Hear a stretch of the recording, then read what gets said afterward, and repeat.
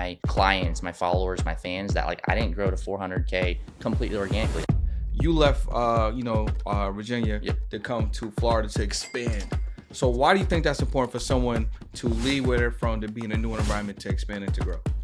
It's like you're comfortable, right? I mean, if you can move out and go somewhere completely brand new, it's like now all of a sudden you're forced to make new friends. You're forced to challenge yourself. You're forced to step into this unknown, which I think is healthy because, again, if you're just in this area where you grew up for 10, 20, 30 years, it's like there's really no way you can grow there. What got you into social media and brand building and stuff like that? How did you find yourself in this space? I was probably 14 or 15 at the time. This other farmer like in my area was using social media, was using Instagram and Facebook to essentially sell his products and market. And I instantly saw that I was like selling out of my farm products. I was selling out of my stuff, making a lot of money. So that's when it really clicked, like, okay, social media can be used for business and benefit as well as, wasting time. So I wanted to make sure that I was using it to my advantage as a tool.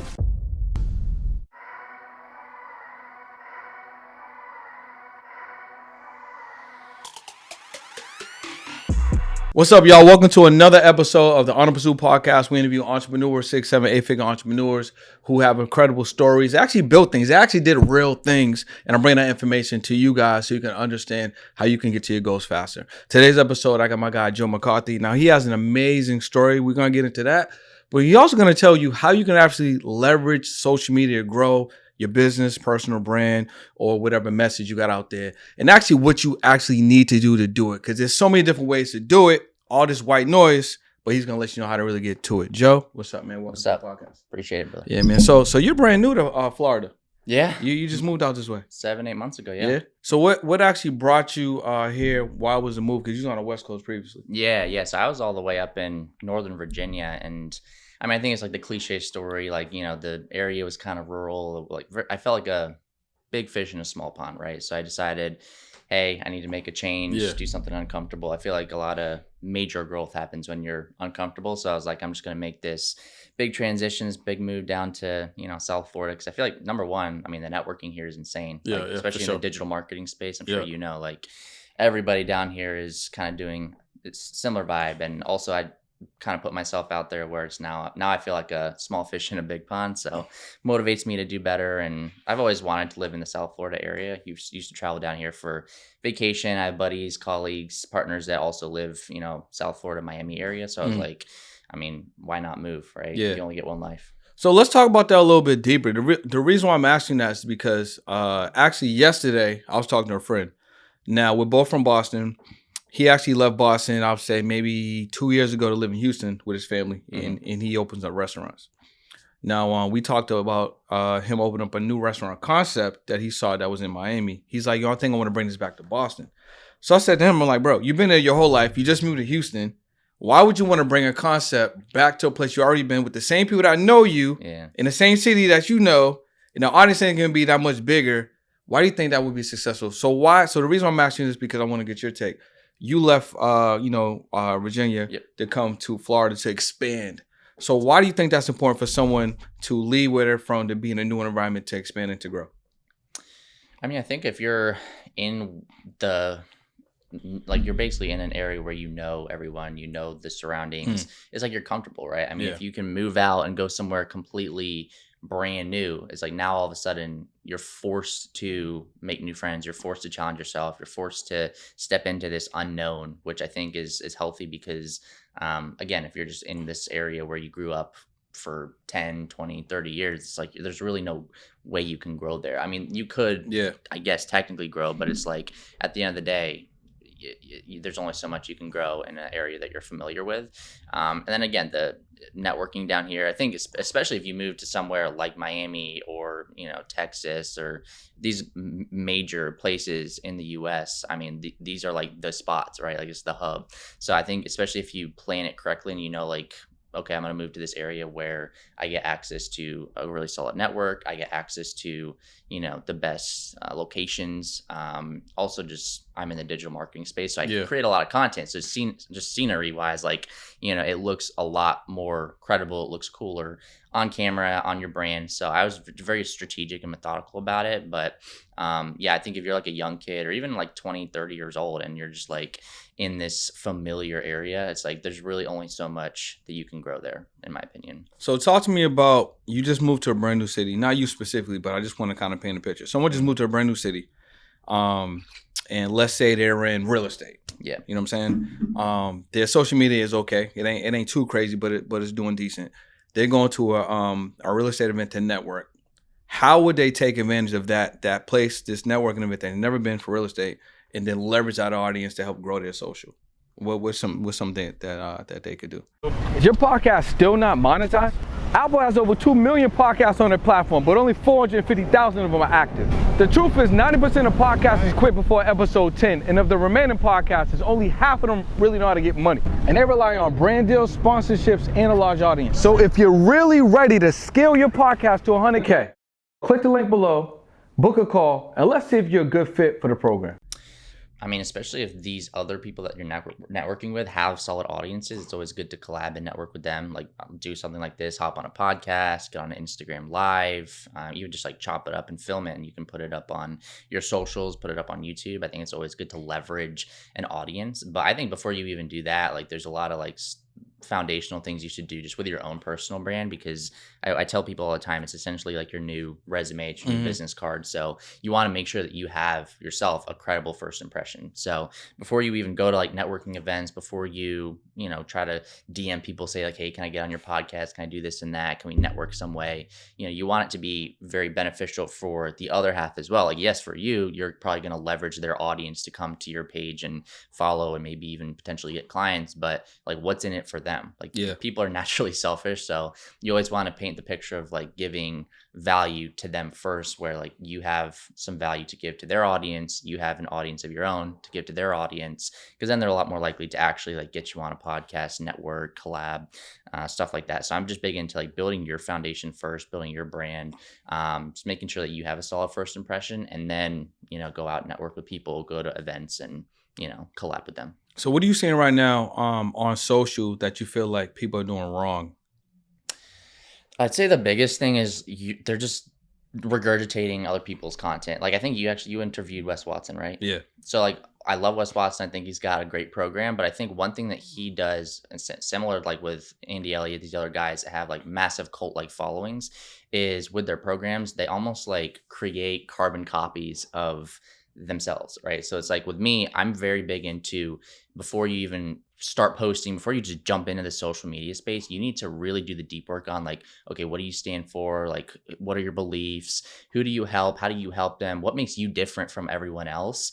Because again, going back to like Wes Watson and his programs, I think he does great stuff, but I feel like he just creates these carbon copies where it's like, he's tatted up, shirtless, screaming at the camera. Yeah. And I'm seeing so rich, many, ripped, and rare. That's exactly. But I see so many other doing the same thing. Adult men on like buffed up, and they're like screaming at the camera. I'm like, there's nothing necessarily that you're saying differently from all these other gurus, right? It's like you're just regurgitating the standard mindset, motivational, mumbo jumbo. It's like you don't have any specific beliefs of your own necessarily. So I think first thing is just figuring out like, what do you believe in? What do you stand for? You got to do the deep work and figure out like how to find your own voice. Like that's something that I'm big into with my program that I launched, is I want you guys to like really do that work on figuring out like, okay, who are you? Right? Like, who's Brennan? Who's Joe? Like paving your own lane. The reason why Wes is so successful, the reason why Andy Elliott, Bradley, all these massive entrepreneurs are so successful, is they're not copying or regurgitating other people's content. They are like their own brands. 100%, yeah. So I think that's the biggest thing, is you guys need to focus less on copying other people. Like, yes, you want to like kind of deconstruct what's working, right? Like I might go to pages in my niche and like kind of go through the content and see like, okay, for these posts went mega viral, why did they go viral? Take some of those little aspects and yes, incorporate it into your content. But at the end of the day, it's like you need to find your own voice. And I think a lot of people struggle to figure out how to find their own voice. Got you. So you're saying pretty much more people are copying what they're seeing and trying to emulate the success that they see other people getting, instead of actually doing the work themselves, finding out what their core values are, what their strength, what their weaknesses is, who they're actually talking to, who they're speaking to, stuff like that. And then obviously having something of quality to deliver. But I would agree. I think it's easy because I think a lot of people, they kind of they steer away from actually doing the work when they want the result. You know, so they're like, if I copy Wes, or if I copy Andy or Bradley, maybe I'll get that result, but not seeing the work that they did, you know what I'm saying, that they're doing either behind the scenes or in general, right? Or the struggles that they had. It's easy to say, you know what, I want to get that car.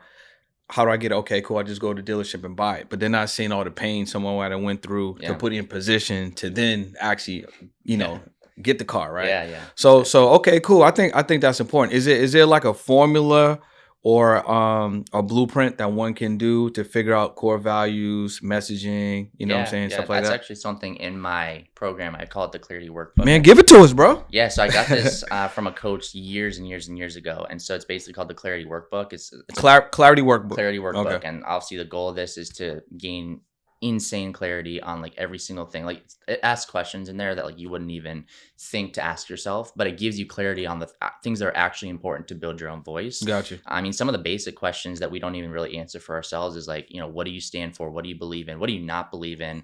Like there's things online where people will give their own take, right? Saying like, hey, I think that this is actually not true, especially in like, you know, the fitness space. Like you might have some other take or some controversial take on like macros or nutrition or form of, you know, workout. It's like you can tailor that to real estate. You can do that into other coaching areas. I mean, you can take anything and give your own spin on it. So like an example for me, it's like, I don't believe that you necessarily have to grow your social media completely organically. Like I'm a big proponent in investing into myself, investing into my brand.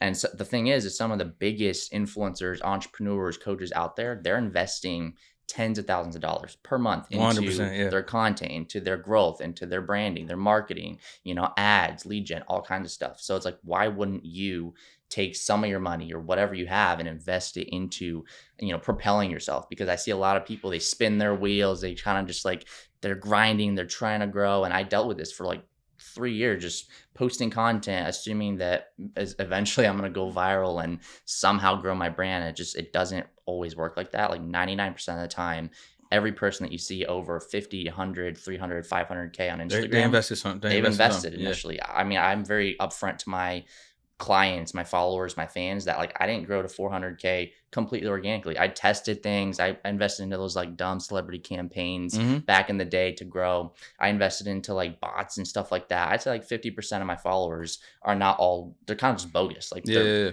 lot of them are real, but they're not targeted. They're not as active. But what's interesting about that is because I grew to, let's say, 40 to 50K, you know, not organically, what that did for me is it did build a little bit of credibility. It gets you perceived value. Yeah. So it gave me some perceived credibility, perceived value. Yeah. And then what that did is I basically utilized that and went out and I started DMing people. I started networking with people, hopped on little podcasts. Yeah. So I used that initial foundation, even if it wasn't like 100% targeted, I used that to start to build some snowball effect and start build some momentum so I could grow organically. Yeah. So now what I've done is taken that foundation and now I have built a lot of like a solid like organic following. But I did that because I initially invested into growing my brand. I invested into getting some like random press articles. And I think a lot of people have this stigma thinking that like if they invest into their brand, they're like cheating. Yeah, I think it's very interesting that you say that. And I'm very happy that you actually like, you're very transparent about that, because I think to your point, there's like an underlying stigma like in the air that people feel like they have to be 100% organic. It's like, oh, I don't do ads. Like sometimes we hear these campaigns like, I don't do ads. I've never run an ads. It's like, it's not a flex. It's you know what I'm saying? It's a tool to get your stuff to more 100%. And I think that sometimes people are delaying the growth or the ability to get in front of more people because they want to stand behind the shield of I'm doing it this way, right? But if you think about it, like, okay, cool. Like I have a whole campaign that I'm about to release around the election with podcasts specifically, right? If you think about Trump and Kamala, how did Trump get his messaging out? Podcast, right? And think about Kamala before she actually was kind of thrust up there. She only had, I think it was like 7 or 8 months to like do her campaign. Yeah. So for her to get in front of big audiences, she got on podcasts. You know what I'm saying? Now, granted, they're at a level where, you know, they're probably not paying to go on pods, right? But Well, Kamala spent a shit ton of well, money. yeah, she did On the wrong stuff, she though, did, which is the funny 100%. But because she spent a lot on influence marketing, which didn't pay which we could talk about that as well. But I guess my thing is whether you're on a podcast and you had to make an investment, whether you're on a podcast and you know, your personal brand and that value got you in the seat for free or whatever the case may be. Mm-hmm. Every single time you can get in front of someone is important. And I really feel like people discount a podcast of an audience of 50 people versus getting in a room of 50 people. Because I was telling something like this. If you're on a podcast and it's brand new or doesn't get a lot of views, and let's say that episode got like 50 views, the 50 views can continue to grow over time. Yeah. And you have the content that you can actually reuse and put out. If you get in a room of 50 people, some people may think that's more valuable because it's actually 50 real people. But if they left that room, you can't ever recreate that room again. People got schedules. They got to go back to wherever they were before, locations, stuff like that. So the podcast is actually more valuable. So with you utilizing investments, right? Mm-hmm. What are some of the things you learned that worked, that didn't work, that would help you grow your personal brand? And if you had to give people 4 or 5 things based on your experience to help them move a little faster, what would you say based on, you know, like I said, your experience? Yeah, I mean, so there's one side of the equation, which is like investing into the actual brand itself, whether that be growth, press articles, reach, ads. So you think press is still important? Press articles still? I think it's good to have like a handful. I don't think you need to have a massive amount. Like I probably have like a dozen or so, but like they're like Men's Journal, Maxim, so they're pretty top tier. So I might like what if you do have money for press articles, maybe get featured in 3 to 5. Okay. Take those, post it on your Instagram story, take that, put it in your highlight called press. That way at least people know, this guy has been featured in some press articles. So get a little bit of press. Yeah, so press I'd say is number 1. And that's not even number 1, honestly, because I think it's the one on the list, but it ain't the number one thing. Yeah, so like, and that's the thing is there's one side which is investing into the actual brand and credibility. There's a whole other side which is investing into yourself, your mindset, just like basic skills. So in my opinion, honestly, with my coaching, I've invested probably $100,000 into branding, into, you know, just self-growth, into my own, you know, personal coaching. Like I've probably invested 80% of that into like one-on-one coaches, right? So I think honestly, that's the stuff that's really catapulted my journey, figuring out like my own voice, figuring out like what do I stand for, you know, figuring out how to actually get leads on social media. That's another. So you think it's important for them to get a coach? Big time. Yeah, I would definitely recommend. And you could invest into group coaching and like basic coaching if you don't have a lot of money. But in my opinion, a one-on-one coach is like the best investment possible. All right, so we're gonna do some articles, which is I say that's like front facing. Yeah. Rear facing would be get a coach, right? And if you can do coach and do one-on-one or group, you just want to have some type of coaching. Yeah. All right, what else would you suggest? We're growing our personal brand from scratch. Again, you got to do the deep work. You got to figure out like the values. So clarity workbook. Yeah, do the clarity workbook, which I can give you guys access to at the end of this. And I would say for building the foundation, like you need to understand who you're targeting, who's your ideal audience. You need to speak to them in a way that's going to actually produce results, get them to book a call with you, get them to follow you, share your stuff. And to do that, you need to have like very crystal clear messaging. Like so give us an example of that. Yeah. So like, for instance, a lot of people, I think they say they target fitness coaches or let's say you're a fitness coach and you're targeting, you know, 30-year-old moms. It's like, you might have like basic info, like, hey, I'm going to help you lose 20 pounds and build some confidence and, you know, maybe gain a little bit of muscle. But it's like, that's such like surface level stuff. There's so many layers that you can go that get super deep where, I mean, you're able to like almost understand them more than they understand themselves. So could you give us an example of like a clear message, like if you were a fitness coach? Yeah. So like, I think like, let's say you're a busy mom and you have a few kids and maybe you're a little bit overweight. It's like, yeah, you can say you're going to do this, that, and the other thing. But if you can really talk to the heart of like, hey, you know, I don't just help you lose weight and gain some muscle. I help you like really build the confidence so that you can thrive in your marriage. I help you gain more energy, gain more clarity. Let's say let's say you don't target moms, maybe you target dads. I see a lot of fitness coaches, they target like busy dads, but they don't know how to speak to them. So like one example of like diving into those deep layers is like, hey, do you want to like walk your daughter down the aisle when you're 55 years old? Well, you're not going to be able to do that if you're 100 pounds overweight, you're eating like shit, and you're just, you know, kind of like coasting throughout your life, right? It's like you got to dive into that like future pacing. Comment walk daughter here. So it's like you really gotta dive into like the heart of like what are they struggling with. That's the other thing is you want to paint the hell that they're going through. That's good, yeah. But then you also want to paint the heaven that they could potentially get into if they sign up with your program. Are you a busy dad and you're overweight? Do you want to walk your daughter down the aisle when she's about to get married? Well, then put that sandwich down. Yeah, exactly, dude. So like, you gotta really talk to the heart of them, man. That's gonna go for like work too. It's like, are you a busy dad and you just don't have energy to show up in your office and show up and work?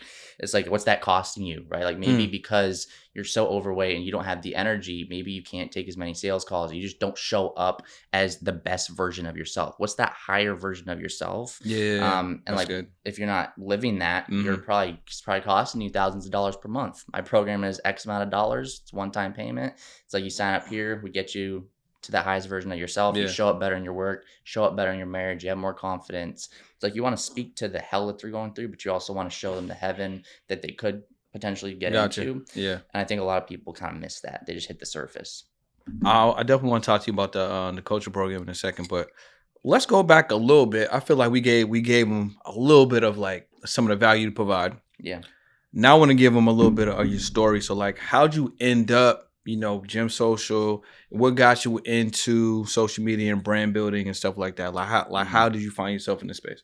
Well, yeah. So like I mentioned, I moved down here recently. So originally from Northern Virginia, and up there my family had a little sustainable farm, and it's completely rural in the middle of nowhere. So you got the green thumb? Yeah, big time, dude. And I think that's honestly where I learned my work ethic. Is like, I mean, on the farm, I was like a 14-year-old kid. I'd wake up super early before school, feed the chickens, do, you know, X, Y, and Z, and then go to school, and then I have to like feed them afterwards. It was almost like I had like a 5-hour job in addition to school, and it was very rigorous work. So I would say that's where I kind of work ethic. And then what's funny is, so I almost made a business out of my farm. I've always been entrepreneurial. I was selling like airheads at school. I made like $800 doing that. So you were selling airheads at school? Is crazy. Yeah, bro. So I remember like, airheads. I bought like a box of airheads for, I think it was like $100 on Amazon back in the day, and I think there was like 1,000 airheads, and I resold them all for like, I don't know if it was either 50 cents per airhead or like $1 per airhead, and I had like 1,000. Yeah, 1,000 per airhead. A dollar per airhead. Like you're gonna get that for sure. Big time. So we made a good ROI. That's good. That. Yeah. So yeah, I was always kind of like in the bit. I always wanted to be my own boss, be entrepreneurial.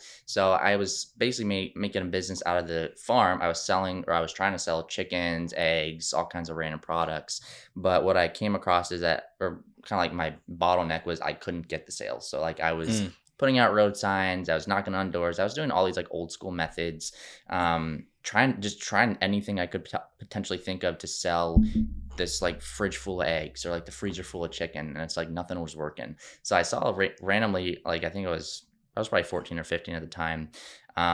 This other farmer like in my area was using social media, was using Instagram and Facebook to essentially sell his products and market. So I think that's when it kind of clicked, like, okay, maybe I could use social media, build a small brand, like just share my day to day with the farm, going over like what I'm doing for the day, and maybe I'll build like a small brand. And within like a month, both of them grew to like 2,000 to 3,000 followers each. And there's a lot local too, which is nice because I instantly saw that I was like selling out of my farm products. I was selling out of my stuff, making a lot of money.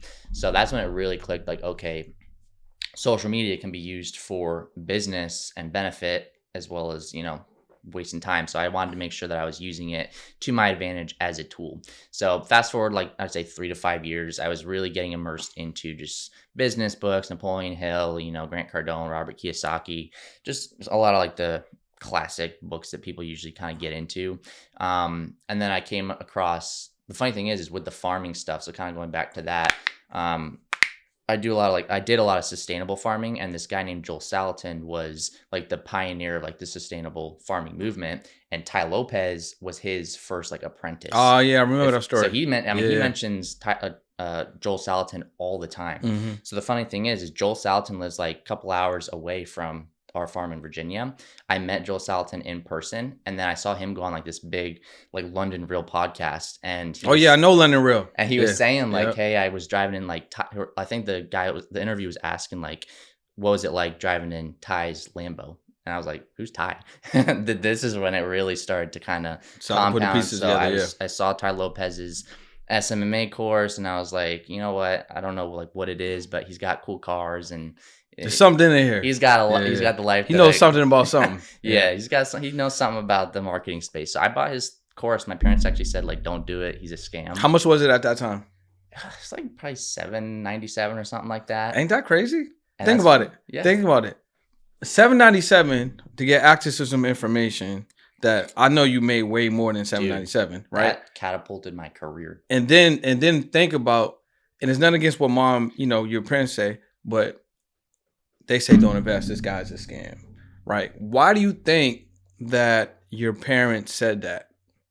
Is it because some dude on the internet like just spewing information, like buy my thing at this price? What do you think it was? Well, I think so my dad actually did a little bit of research on Ty Lopez research, and obviously, if you look up like, is Ty Lopez a scam? Is Brandon a scam? Right? It's like you're gonna naturally get those couple YouTube videos that say like, hey, Ty Lopez is a scam because of X, Y, and Z, and you take one video and you just assume, okay, well, he's a scam. Yeah. It's like everyone's gonna have, especially at his Donald level, Trump don't went bankrupt a bunch of times. He's the president. To be president, you got to have like 50% of the world completely hate you. Think for sure. Hitler or whatever, right? It's like, so it's like in the social media space, it's not that bad, but it's like you're still gonna get haters if you're doing anything worthwhile, that's right? Facts, and so I guess my parents were kind of just like, hey, this random hater online said he's a scam, so I don't think it's a good investment.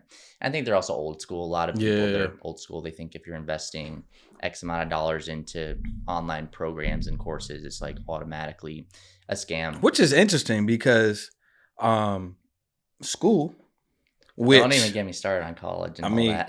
I think we need to, right?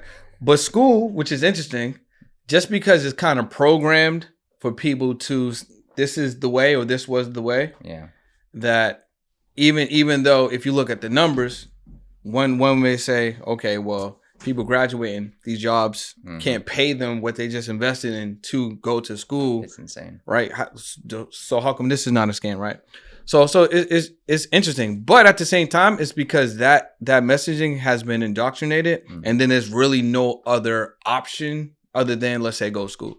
So if you're like, well, okay, well, if I'm not going to go to school, then what am I going to do?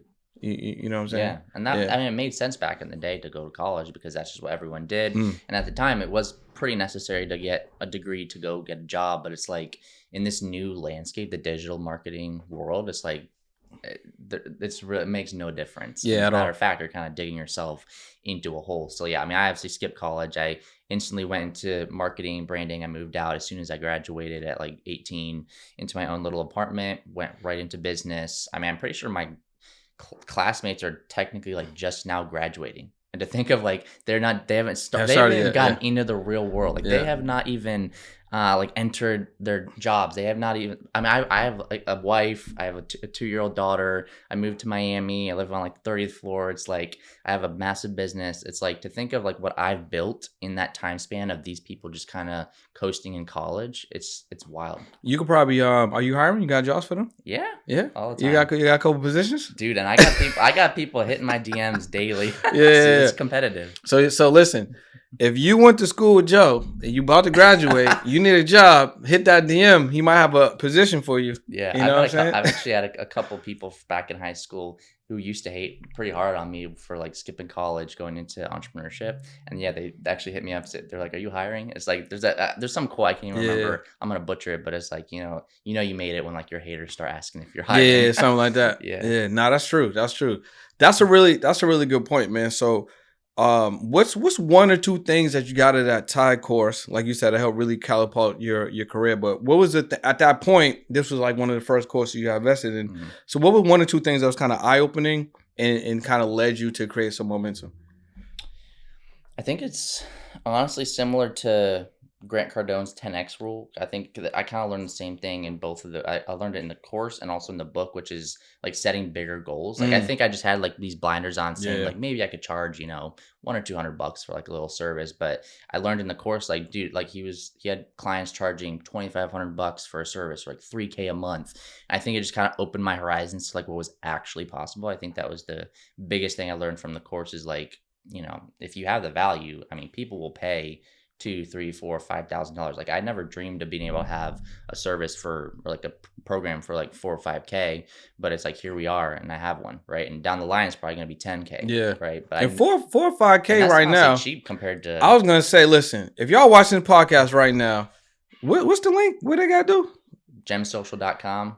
Book a call. Let's chat one-on-one. I mean, dude, the program is insane. Like everyone that goes through it's insane. We about to talk about it in a second, but I just had a segue. 4 or 5K right now to get the information that he has is going to help you level up your personal brand. Y'all need to just pause the podcast right now, click that link, book a call at Gym Social, and because like I said, I can tell you right now, just from my experience of being in the space. 4 or 5K, not a lot of money. Yeah. And especially for the ROI that you can get. And some of y'all are probably like 1 or 2 moves away for what you really need to do. And you might be charging much lower than you probably should. And you could probably get that. So that's probably like 1 or 2 tweaks that he could give you. Yeah. And then in less than 30 days, you can probably 2X or 3X. 60 days, you could definitely probably 2X or 3X, 100%. So click that link below, head over to his website, book a call. And I also want to encourage y'all too, because 10K isn't a lot of money either, but if you can get it for 4, why would you not move? And I'm pretty sure that there's multiple ways that you can like get into the program, right? They got like multiple payment plans, finance and stuff like that. Yeah, I'm super flexible, but I like to work with coaches, entrepreneurs, people that have something to offer and they just need that first step. And it's a funny thing that you mentioned, like charging, what you're charging and building out a offer, because that's like the first 2 weeks of my program is like, let's build out like a very solid structure. Let's structure your program, your offer. Let's make sure like we know exactly, what to charge. Because I think a lot of people, they charge way too little and they don't understand they can charge a good portion. I'm gonna tell you guys this, right? Co-sign what he said. I went to it might have been like 2022, maybe. Yeah, probably 2022. I went to I had a coaching program and I was charging, I think I had just changed the price to $7,500. Like maybe a couple of days ago at the max, right? And I went to this live event. It was Neo, Neo? Went to the Neo live event. And then within our first 20 minutes, Neo was like, yo, y'all want to make more money? Double your price. Like he just double your price, right? Because it's really like your confidence and then you asking for more.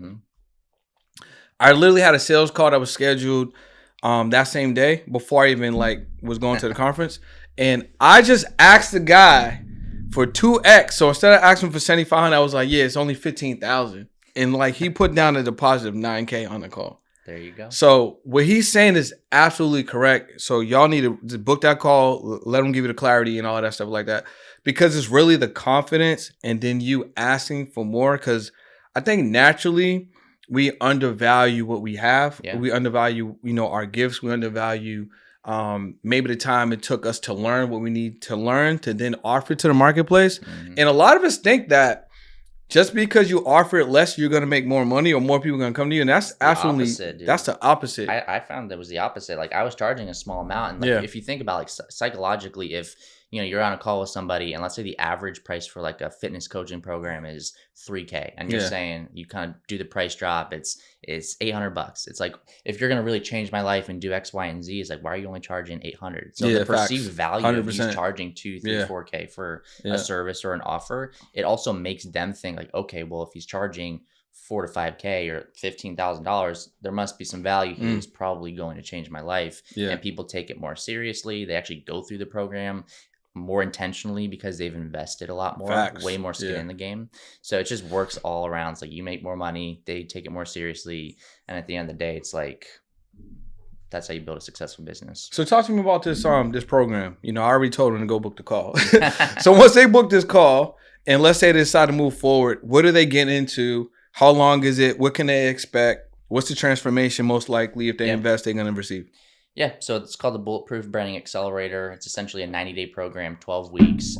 There's a couple main pillars that we cover. So like I alluded to a couple minutes ago. We're going to really structure out the offer. We're going to figure out like what you want to be providing. How do we structure this? What's the price point? Are we going to do group? Are we going to do one-on-one? Is it going to have modules? We're going to go through all that. Once we have that, then we can dive into more of the foundational things, such as, building out your brand, figuring out your own voice, finding how to talk to your audience and like really dial in that message and optimize your presence. We'll also cover obviously like building out a solid foundation for your page, making sure it looks credible, going over your bio, highlights, profile picture, everything like that, content obviously. And then moving down the line, once we've built those foundations, then we get into what I think is probably the most fun, which is lead gen. And this is what most people struggle with. It's like they got the Talk best to them, product, Joe. Talk to them about the lead gen. They got the best service, best product in the world, best content, best value, but you're not booking calls. You're not closing deals. You're not finding the right people. So step 3, once we've done all that foundational work, we're going to show you how to actually book calls, dial in, your lead gen systems. I'm personally biased because I've been crushing DM outreach for probably 7 years now. I probably sent 250,000 messages over multiple accounts. And I've tested different scripts, different targeting, different follow-up processes, different systems to actually like book calls and consistently close deals and get like quality people on those calls. So it's not just time wasters.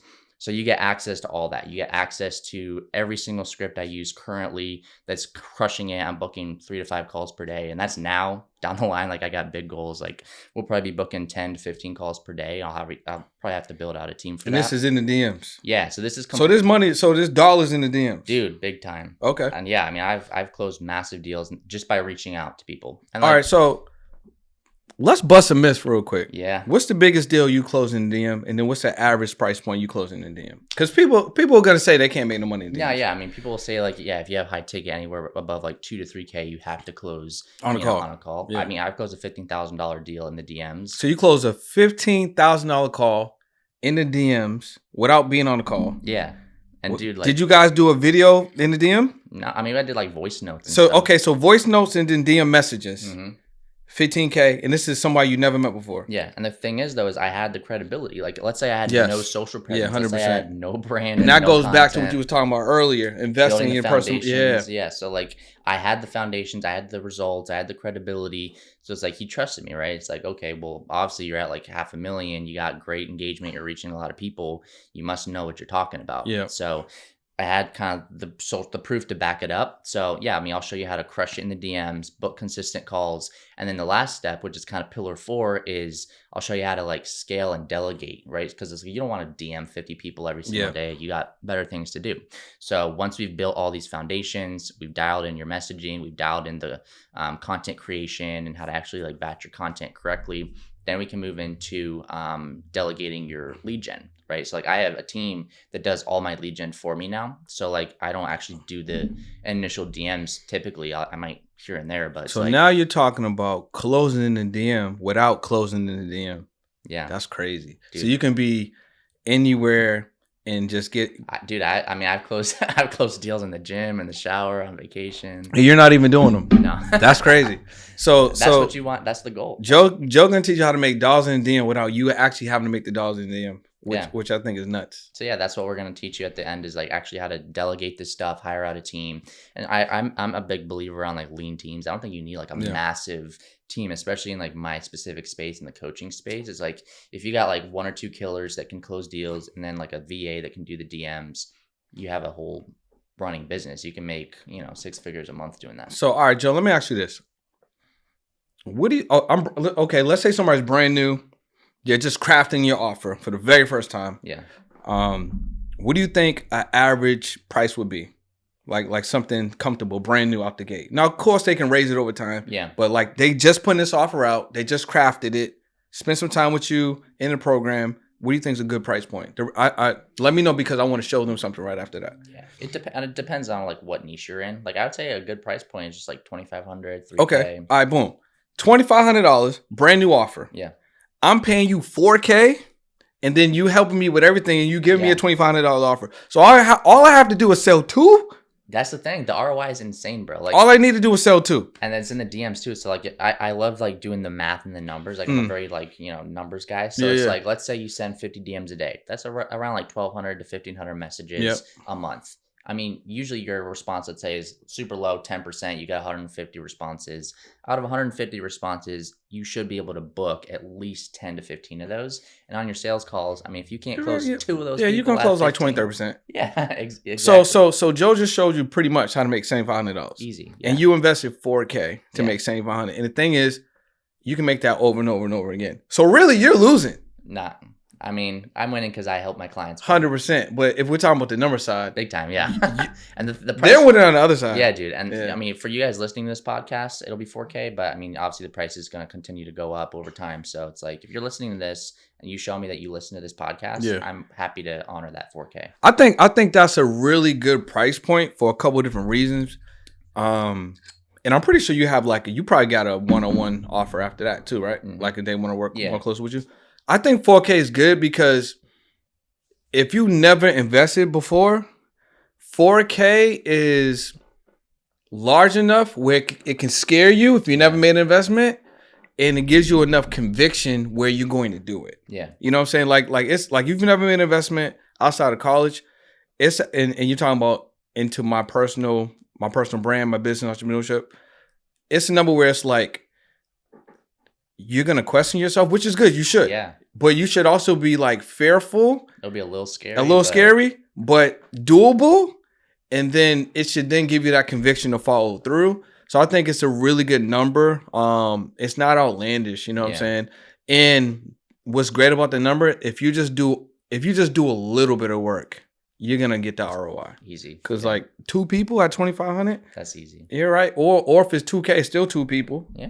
You know, like that. I think that's pretty good. So or maybe you're already a coach and you have an offer. Like that's what I was gonna say. You just need to tighten it up. Yeah, a lot of times you guys already have an offer. It's just you need to charge a little more, and you need to actually get some leads and get people on the phone. Yeah. So it's like, if you can close 2 to 3 of those people who you already have the offers, just you don't know how to sell it. I'll teach you how to sell it, get the lead, get the clients, and make some money. So let me ask you this, right? Like in the content that I create, I talk to. Because I feel like the way I look at podcasting, I feel like there's so many people that are not leveraging it how they should be. So in some of my messaging, I speak to like service-based providers, right? So I'm like, if you're a realtor, if you are someone that provides solar, you know what I'm saying? If you're someone that does financial services, I talk about how they can leverage a podcast to get more leads and close more deals. Yeah. So in your space with social media, do you feel like there is a particular business category, a particular entrepreneur type individual service-based provider or product provider that would benefit tremendously if they just invested in their personal brand? What categories would you say? Well, funny enough, so I used to target a lot of like people in the real estate space and just random like entrepreneurs. And what I noticed is that my niche kind of found me. So like I typically work with a lot of like fitness coaches, right? So whether you do fitness online or in person, I will teach you, regardless, I'll teach you how to crush it online. Because I think a lot of people like they do like the training and stuff in person and they don't really make a lot of money. They can't charge a lot and it's not as scalable. Yeah. So I teach them how to build an online offer, like an indestructible online offer, and then crush it online. So I've noticed that a lot of like fitness coaches come to me, but also like other random coaches like health and wellness coaches or, business coaches. So I would just like coaching in general. Like if you have a service or a product or an offer, or you want to build some kind of offer and you want to go more online, and you know that a brand is going to be that essential puzzle piece to obviously make it successful, then like I'm your guy. I can easily help you crush it. So you're talking about fitness coaches, if you're in the health and wellness space. How about if you have like, health and wellness, but you have like some type of supplement or something, like those people? Yeah, even like physical, clothing brands have even helped. So it's like, if you got like, the funny thing is everybody needs a solid brand, right? See, how old are you? 22. You're 22. I'm 44. So when I was 26, you wasn't here yet. No. Right? But the reason why I bring that up is because I had a brand at 26. We had a clothing company and we did really, really well. Mm-hmm. But we didn't understand personal branding at all. And there's some things that work really, really well and some things that obviously didn't work. But the reason why I'm even bringing this up, because I agree with you. If we would have had a personal brand when we had this clothing brand, the clothing brand, we was able to get it to 7 figures, but we didn't have, like, our back end was terrible. Like, our infrastructure wasn't good. Like our systems were terrible. I don't even know how we got there, but we got there, and then like as soon as we got there, it just kind of was like the whole thing fell apart. But I agree with you, man. If you build that personal brand, especially if I'm in the clothing niche, it makes everything else so much more valuable. Yeah. Like the clothes, like the value of the clothes will increase. You know what I mean? The accessibility increase. Yeah. Like the want of me, well, not me, but let's say the customer, that they want that product will just rise. And then now you actually have a personal brand that's valuable, and then you have a clothing brand that's valuable. So I would agree. Yeah. I think that's actually a dark horse. 2025. Your clothing entrepreneurs, y'all definitely need to tap in with Joe. I think that's a good one. I don't really hear a lot of people talking to them as much. There's a brand. It might be Entrebelievers or something like that. They do these hats. Mm-hmm. You might have seen them online. I've seen them, yeah. And they sold over 85,000 hats. But they talk about that, personal branding. So they made 7 figures off of just like the hat, they different colors and everything. But they talk about one product. But I know a lot of it has been attributed to them growing your personal brand. Mm-hmm. Man, this is good, Joe. Yeah, we're getting a lot from this. All right, so personal branding. If I had to do, okay, I got social media available to me. Mm-hmm. I got podcasts available to me. I got some streaming available to me. I got content available to me. I'm brand new, or maybe I'm a little overwhelmed. I don't know exactly what to do. New Year's popping, 2025. Mm. If I wanted to get messaging out daily, and you also introduced the DMs, what are like 1, 2, maybe 3 things I should do every single day to get my messaging out there? What would you suggest? I mean, you obviously want to do the daily things like posting content. Okay, so I should definitely post content? But the thing is you want to build the foundation first, because I see so many people, they skip step 1, which is like actually like figuring out who your target is, the messaging, all that kind of stuff. So again, it goes back to the clarity workbook. Step 1. Clarity workbook. Step 1. I know my messaging. I know who I'm talking to. I got that. Once you have that, then you can start posting. Okay. Then I would start creating content. We definitely need content. Big time, yeah. Now, how much content? This is actually controversial. This is. Because we're in my guy's studio, and him and I be going back and forth on this. What would you say is a healthy amount of content to post, and should you do it daily? So I think I have a different take from a lot of these big gurus that post every single day, multiple times per day. Mm-hmm. I post 3 times a week, and some people say that's not enough at all. I think it's a good amount, because I think if you post daily and it's like 2 times a day, 3 times a day, especially if it's not like top-notch content and you don't have that established brand yet, someone like Gary Vee does, or Andy Elliott. So you're still big on that foundation part. Yeah, exactly. And the thing is like if you start posting 2 to 3 times a day and it's like average content, you're gonna overwhelm your audience. It's gonna like they get tired of it. So it's like if you're trying to give people a post, you're almost asking them for a favor, asking them for their time, a like, a comment. It's if you're asking your audience for a gift 3 times a day, they're not going to give it every single time. Yeah. It almost becomes like too menial. So if I post 3 times a week, because that gives my audience like a break. They kind of expect it. They're like, oh, Joe just posted, leave a comment, engage. And I'm very big on like quality over quantity. And I don't mean quality like, oh, you got to have the best cameras. I mean quality like the message in the content is like it hits, right? Because if it hits, they're going to share it. And obviously we all know with Instagram these days, shares is the most important metric. So if you're going to post a piece of content, make sure it's like very shareable content. It's something that hits the heart of your audience to where like they want to post it on their story. Gotcha. Right? So I'd say like that's the biggest thing is if you're going to post daily, you better have like a solid audience already. If you're going to post daily, you better have really clear, like crystal clear messaging. And if you don't have that stuff completely locked in and you don't have proof that your audience resonates and vibes with that, I would say start with posting 2 to 3 times a week and just make sure it's solid content.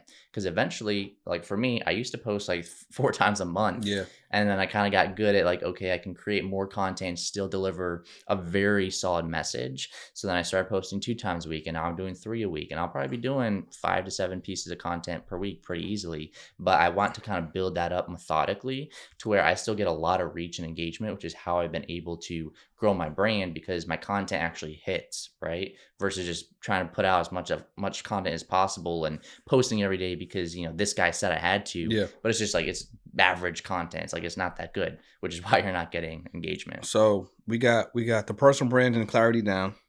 We got a content schedule down. What else you think is necessary?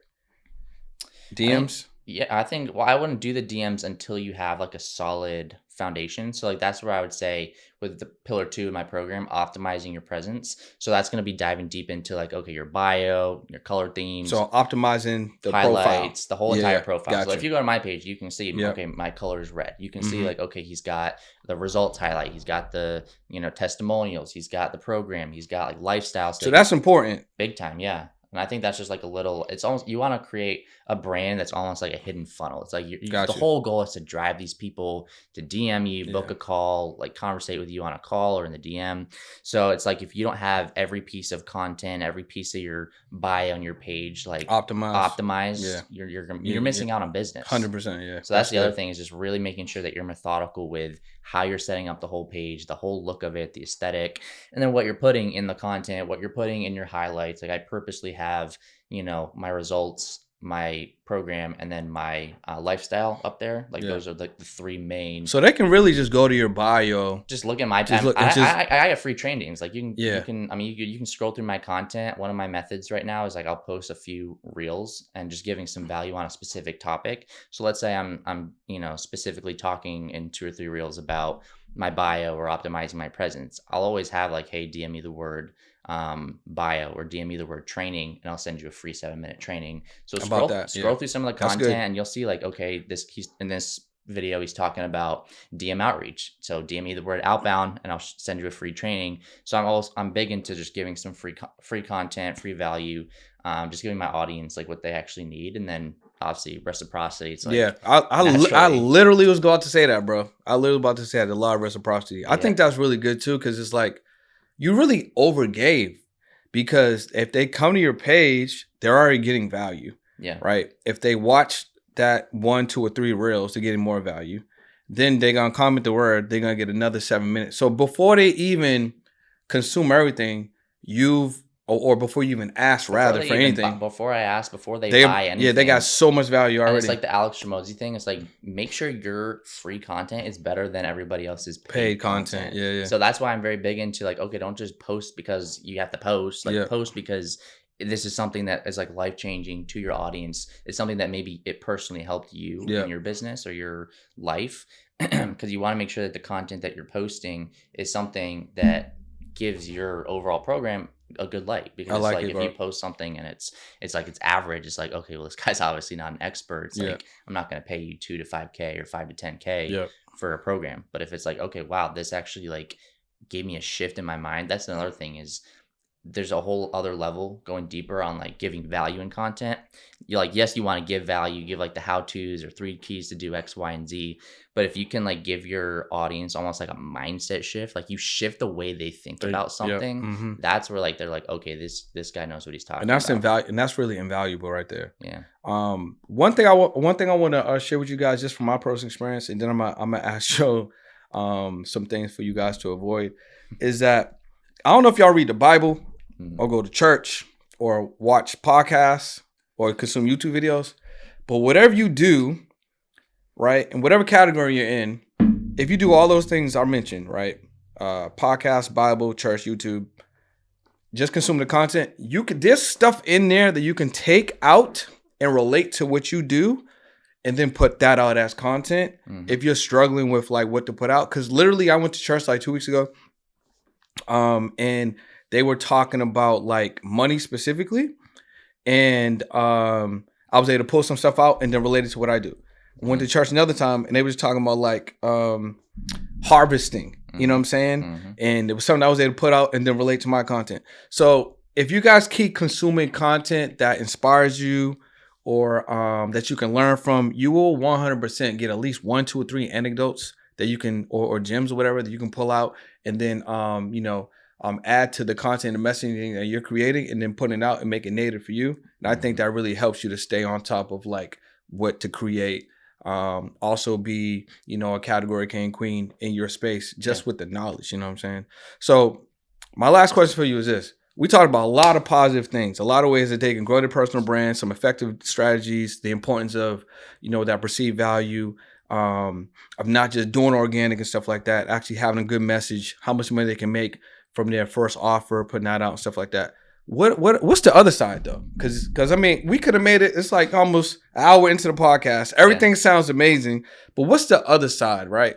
What about the people that might be struggling? What about the people that maybe won't be able to get those 2 sales? You know what I mean? You touched a little bit about mindset. So what's on the other side? Like if I'm struggling, if I'm watching this and I'm just unable to cut through, my confidence is low.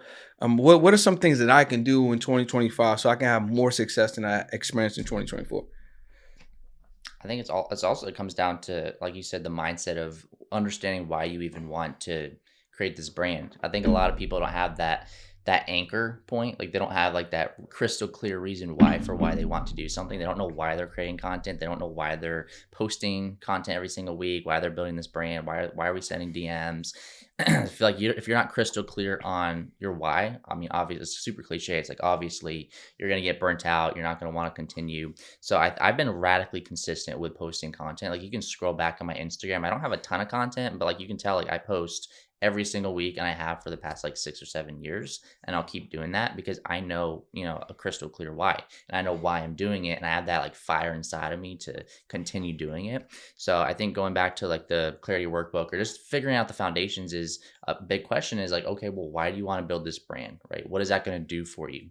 Like if you're making 20, 30, 40, $50,000 per month from this, like why is that important? Like what's that money going to do for you? So it's also just asking the questions on like like why do you want to actually like post this content? Who are you helping? Why do you want to help these people?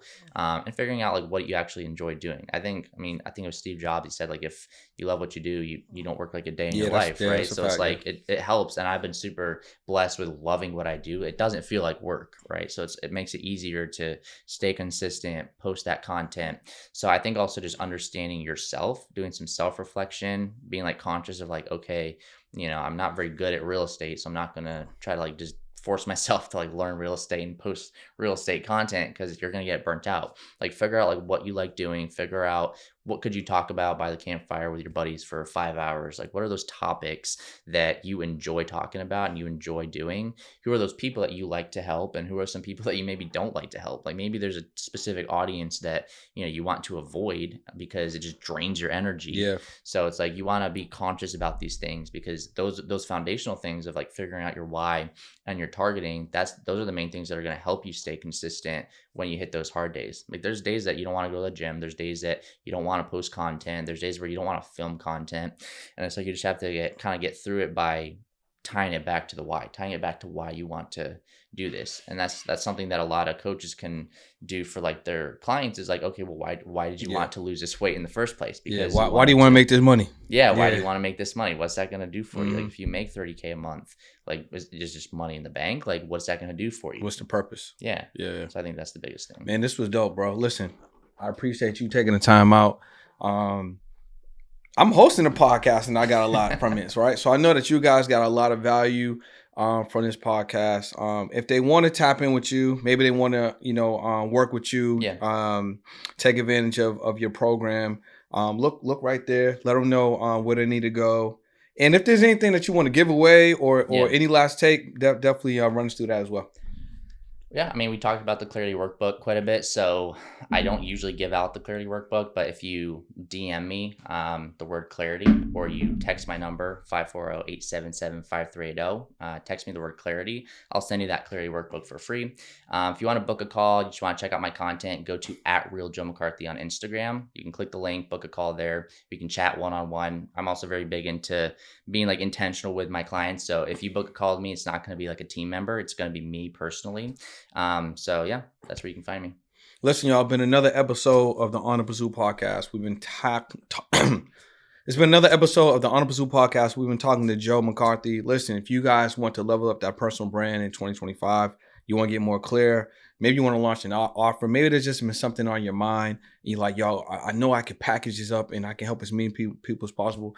Maybe you have been struggling with your offer. You know what I'm saying? And you think that you could charge more for it, but you're uncomfortable. Or maybe you just need some help with that mindset. Definitely tap into Joe. Let them know where to go one more time. @RealJoeMcCarthy, DM or text me the word Clarity. I'll send you that Clarity Workbook, or feel free to click the link, book a call, and we'll chat one-on-one. So we'll see you guys on another episode of the podcast, and we out. Is your podcast still not monetized? Apple has over 2 million podcasts on their platform, but only 450,000 of them are active. The truth is 90% of podcasters quit before episode 10, and of the remaining podcasters, only half of them really know how to get money. And they rely on brand deals, sponsorships, and a large audience. So if you're really ready to scale your podcast to 100K, click the link below, book a call, and let's see if you're a good fit for the program.